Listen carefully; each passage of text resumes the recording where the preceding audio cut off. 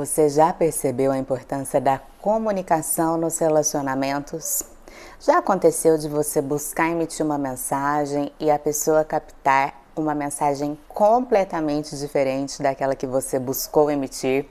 Já aconteceu também de você se pegar falando algo que na verdade não era aquilo que você queria dizer? Bom, a comunicação é imprescindível para um relacionamento saudável. E no vídeo de hoje nós vamos tentar explicar algumas incongruências que ocorrem na comunicação a partir do conceito de duplo vínculo. Duplo vínculo é um conceito de um autor chamado Eucaim.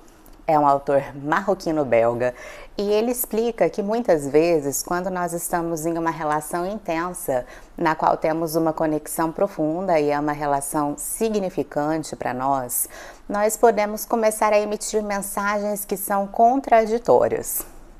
Com isso, o sujeito que as recebe não sabe a qual mensagem ele deve responder. E isso ocorre muitas vezes em nível inconsciente. Por isso, acontecem essas incongruências. Ele começa o seu texto falando sobre duplo vínculo em um livro chamado Se Você Me Ama, Não Me Ame. Então aí a gente já entende um pouquinho essa questão do duplo vínculo. Como assim se você me ama, não me ame? Sabe aquela coisa do morde e assopra? Aquela pessoa que parece que quer proximidade, mas que não permite que você se aproxima? Isso está relacionado ao duplo vínculo. E ele então começa com um diálogo entre um casal.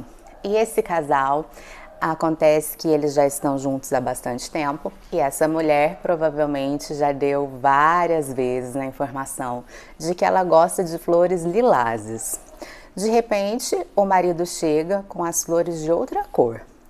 E ela fica intrigada com aquilo. Como pode? Ele não prestou atenção? Tantas vezes eu comuniquei, eu emiti sinais, eu deixei claro que eu gosto de flores lilazes. E como ele chega com flores de outra cor? Isso para ela pareceu estranho, seria uma traição, seria um abandono. O que estava ali por detrás daquelas flores? E então ela reage de forma agressiva até e diz: como assim? Por que você não trouxe flores lilazes? E ele diz: mas eu tô aqui tentando te agradar. E, enfim, e a partir disso começa uma discussão. Obviamente, o que estava ali em jogo não eram exatamente as flores. O que acontecia? Então ele fala de um casal, de uma holandesa, que ele chama de Ana, minha xará, e fala também desse marido dela, que ele era italiano, chamado Benedetto. O que aconteceu com a Ana? A Ana, durante a sua infância, ela foi abandonada, pelo menos diante da interpretação dela, pelo pai. Como que isso ocorreu? Esse pai foi preso. Então, vamos imaginar aqui o seguinte cenário. Imagine que esse pai levou a Ana à escola e disse para ela: minha filha, hoje eu venho te buscar e hoje nós vamos à sorveteria, vamos fazer algo que você goste, que te dê prazer. E a Ana ficou ali esperando e nada desse pai depois da aula. O que a gente também pode supor que acontece quando um pai vai preso? Muitas vezes os adultos, eles não conseguem comunicar e passar a informação de forma precisa para a criança sobre o que aconteceu. Então, Ana, em sua imaginação, o que pode pensar? Meu pai não veio me buscar, não foi comigo à sorveteria, porque talvez preferiu ir com outra pessoa, preferiu ir sozinho. Às vezes as pessoas também dizem: olha, seu pai foi viajar, vai demorar uns dias para voltar. Então, para ela, aquilo fica caracterizado como um abandono. E aí, o que ela vai ter guardado dentro dela? Ela vai ter a seguinte mensagem: quem eu amo me abandona. E isso é o que Eucaim chama de mapa de mundo. Então, é muito mais fácil a gente chegar a um lugar desconhecido com um mapa, porque ele nos guia. E nós temos alguns mapas de mundo, que na teoria do apego nós chamamos de modelos operativos internos. Esses modelos, eles nos ajudam, porque assim a gente não precisa despender muito tempo, energia, pensando em como resolver aquela situação, em como chegar a algum lugar. Só que muitas vezes esse mapa contém informações errôneas. Esse modelo operativo interno contém algumas mensagens que faz com que a gente haja de forma automática, sem perceber que, na verdade, naquele momento presente, talvez aquele mapa não sirva mais. Então, Ana, ela tinha isso no seu mapa de mundo. Quem eu amo me abandona, e cresceu com isso. Já Benedito, ele passou por uma situação na qual a sua mãe precisou ser hospitalizada e ele teve que ficar com seus avós por cerca de 3 semanas. E para ele, como ele interpretou, sendo uma criança, ele interpretou como uma rejeição.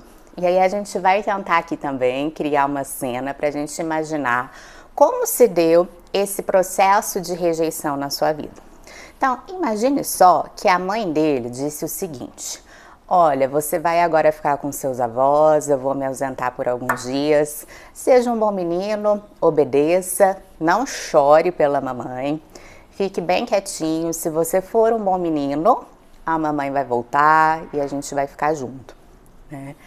E aí você imagina que às vezes isso ainda teve que se repetir, às vezes quando essa mãe foi trabalhar e teve que deixar o filho na casa de alguém, quando essa mãe teve algum compromisso, e sempre com essa mensagem: se você se comportar, se você fizer tudo direitinho, eu volto, mas não chore, seja um bom menino. Então, qual que é a mensagem que ele vai ter ali, né? Poxa, então se eu me comportar, se eu fizer tudo direitinho, se eu não chorar pela minha mãe, que é um erro, né, que muitas vezes os adultos cometem, já que a gente deve sim expressar as nossas necessidades, emitir esses comportamentos de apego, para que a gente tenha de volta essas pessoas que a gente ama, a quem a gente se vincula, mas às vezes a gente tenta inibir isso na criança. Então, às vezes ele reprimiu o choro, ele buscou fazer tudo direitinho, mas alguma coisa ele fez errado. Imaginemos aqui que ele não fez o dever de casa. Então, quando a mãe volta e pergunta para os avós, ela diz: e aí, ele se comportou bem? E aí imaginemos que os avós, ao invés de focarem em tudo que ele fez correto, em tudo que ele fez de bom, em tudo aquilo que ele acertou e fez exatamente como a mãe solicitou, eles vão focar nessa questão do dever de casa. Olha, ele não fez bem o dever de casa. Então essa mãe chega e o repreende. Eu tinha dito para você ser um bom menino, para você fazer tudo direito, e você não fez o dever de casa? Então, vamos pensar que na cabeça dele, dessa criança, do Benedetto aqui, não é? Ele se esforçou tanto. Ele fez 99% das coisas corretas, ele fez tudo o que a mãe pediu e às vezes com muito esforço para ele conseguir se calar, para ele conseguir omitir as próprias emoções. E aí o foco dela foi justamente naquilo que não saiu exatamente como ela planejava. E o que ele pode entender? Eu sou rejeitado.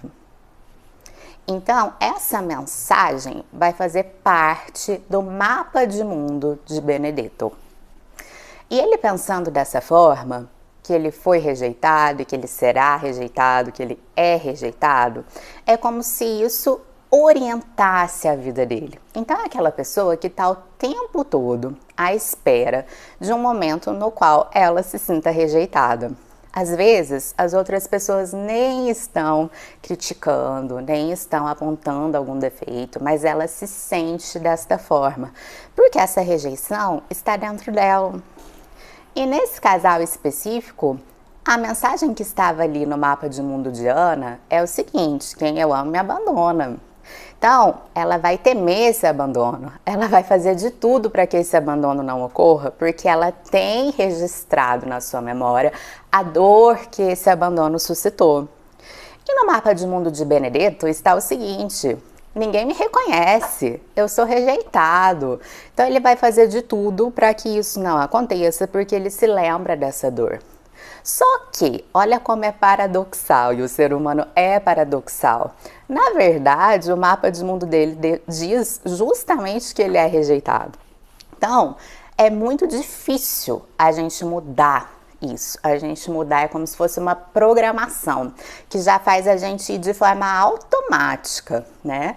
Então, aqui nesse exemplo, quando ele chega com as flores, e as flores não são lilazes, na cabeça dela, meu Deus, isso é um abandono, porque ele nem presta atenção no que eu falo, Ele nem sabe do que eu gosto, mesmo quando ele tenta me agradar. Ele não tá olhando para mim, ela quer ser olhada.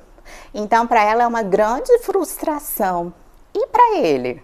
A frustração também é gigantesca. Ele teve o esforço de ir, de escolher as flores, não se lembrou da cor que ela gostava, mas ele fez todo um esforço para agradá-la. E ela coloca justamente ali para ele do que ela não gostou. Assim como acontecia na relação com a mãe. Então, a gente fala que existe uma incongruência entre o programa oficial, ou seja, o que a pessoa verbaliza, que deseja para a sua vida, que espera para o futuro. Certamente, se a gente perguntar para os dois, eles vão dizer: a gente quer ter uma relação saudável, com proximidade, com intimidade. Mas eles acabam se afastando porque eles não são capazes de compreender o que está implícito ali. E acabam então tendo uma grande discussão que gira em torno destas flores, que não são lilazes. Quantas vezes nós fazemos isso? Ao invés de expressar exatamente o que a gente deseja, de expressar o que está no nosso interior, a gente tem brigas que são completamente desnecessárias. O outro não é capaz de enxergar o que está ali e às vezes nem a gente mesmo. Por isso que é muito importante que nós saibamos qual é o nosso mapa de mundo.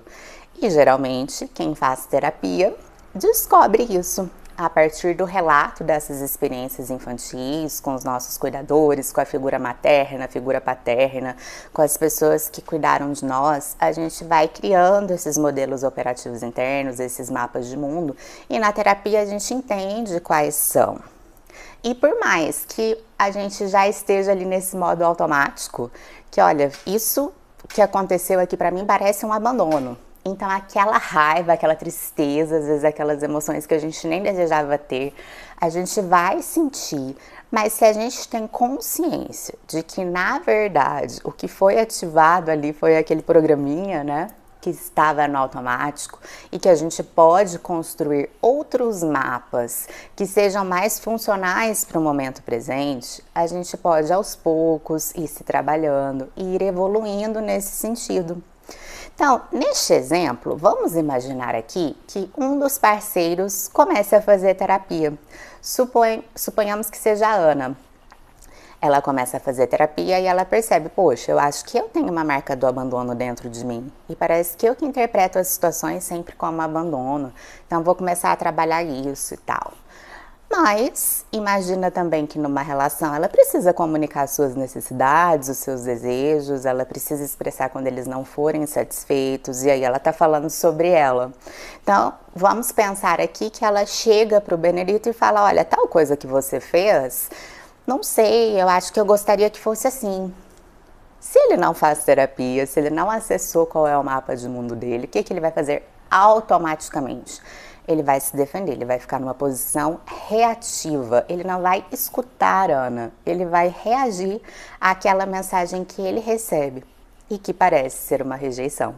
Então ele já vai tentar se defender, ele não vai realmente enxergá-la, perceber o que ela está querendo dizer, entender o que ela está expressando ali. E isso vai virar novamente uma discussão, mesmo ela fazendo terapia ou de alguma outra forma, tendo se descoberto, se olhado, né, e esteja ali buscando se trabalhar nesse sentido. Por isso que é importantíssimo que ambos os parceiros, eles iniciem esse processo, né, seja o processo terapêutico ou o processo de realmente olharem para dentro, conhecerem o mundo interior, né? Então, primeiro, qual que seria a solução para esse casal? Buscar o autoconhecimento, cada um ali buscando olhar para si. Depois, entender um pouquinho como é o mundo interior do outro, né? Dessa forma, a comunicação entre eles seria uma comunicação mais fluida, o relacionamento também seria mais fluido e esse tipo de discussão certamente seria evitado. Então, eu espero que vocês tenham entendido neste vídeo um pouquinho mais sobre a importância da comunicação na relação. A gente sabe que sem comunicação, sem conversa e sem diálogo, nada é resolvido. É por meio da comunicação que a gente expressa os nossos desejos, que a gente pode realizar alguns ajustes. E se a outra pessoa já age de uma forma automática e não te escuta, vocês não vão sair do lugar que vocês estão. Então a comunicação é importantíssima, olhar para dentro de si é importantíssimo, conseguir acessar um pouquinho do mundo interior do outro para que vocês realmente consigam comunicar o que desejam e esse padrão de duplo vínculo ele seja quebrado. Bom, espero que vocês tenham gostado. Se você gostou desse vídeo, curta, compartilhe e não percam que nós vamos iniciar em breve a nossa série sobre perda. Vamos falar sobre diferentes tipos de perdas aqui. Um grande abraço e até o próximo vídeo.